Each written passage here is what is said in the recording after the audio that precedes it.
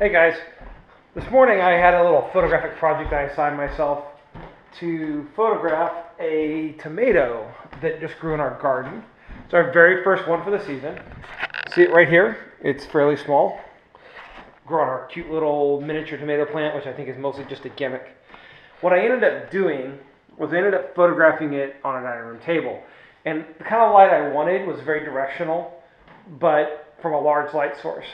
But a large light source is relative to the object you're photographing. So a large light source for me may be a 3x4 softbox. A large light source for a tomato this size doesn't have to actually be that large. So what I ended up using was a long throw.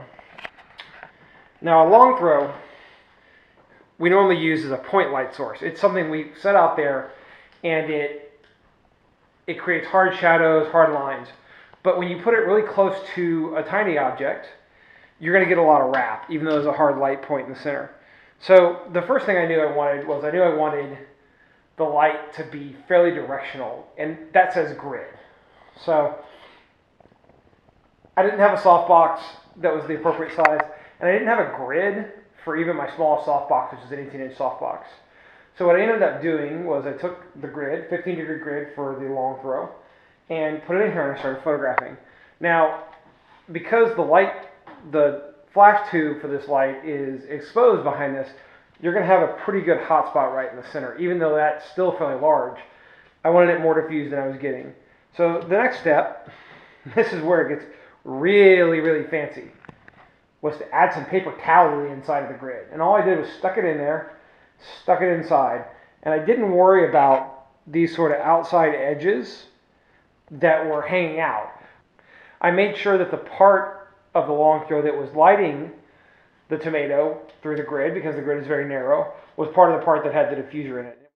I was using fairly hard light at this point, fairly high-powered light. Let me change that. It was still soft, but it was high-powered. So the fall-off was pretty terrible, and the other side of the tomato was black.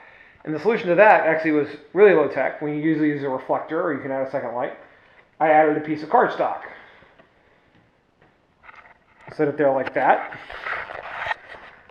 Grid with paper towel inside. And you take the pictures. Here are the results. They aren't complicated. Key to remember that the size of your light source relative to your subject from their point of view is what matters. And then I simply modify the light with other available items to get what I wanted.